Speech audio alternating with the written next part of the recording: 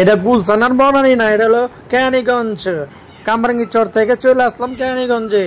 কেরানীগঞ্জের food review দেওয়ার জন্য চলে আসলাম। আপনারা দেখতেছেন যে কেরানীগঞ্জ বাজারে ফেরিঘাটের বরাবর রোড উইটা যে বাজারটা, সেখানে আসলাম ফুড ব্লগিং করার জন্য।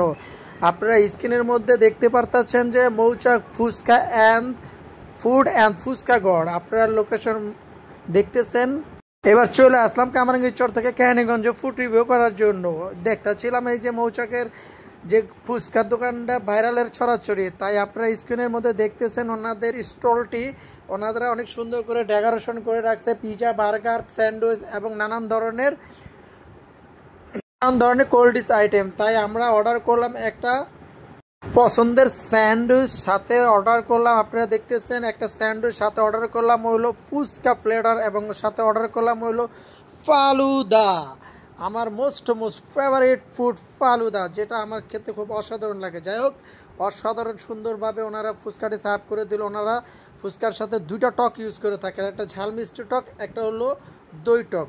ওনাদের কাছ থেকে আমরা এক্সট্রা কিছু টক চাইলাম, ওনারা আমাদের এই প্লেটারটা দিল। এটার মধ্যে 4টা আইটেম আছে, যার যেটা লাগে সেটা।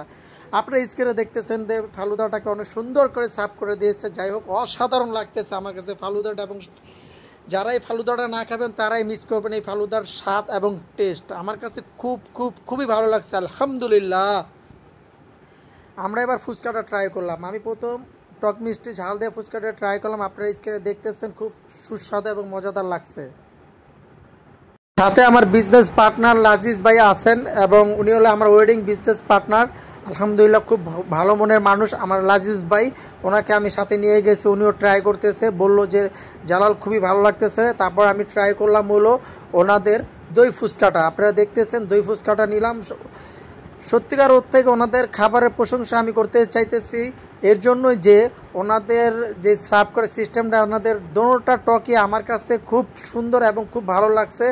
আমরা সাধারণত ফুচকা খেয়ে থাকি, কিন্তু এই মৌচাক ঘরের কেরানীগঞ্জের যে ব্রাঞ্চটি ওনারা তৈরি করছেন, অনেক ভিআইপি মানের খাবার এবং খুবই সুন্দরভাবে এবং যা লাগে মুখরোচিত খাবার ওনারা তৈরি করছেন। বড় ভাইকে ঠান্ডার জন্য উনি ফালুদাটা খেলো না, ওনার ঠান্ডার প্রবলেম, এর জন্য।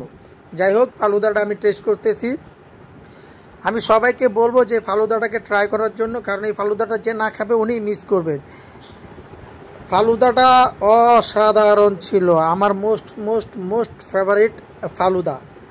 যাই হোক, আপনারা স্ক্রিনের মধ্যে দেখতেছেন আমি ফালুদাটা ট্রাই করতেছি। আমি কি সবাইকে বলবো যে কেরানীগঞ্জের ব্রাঞ্চে চলে আসুন।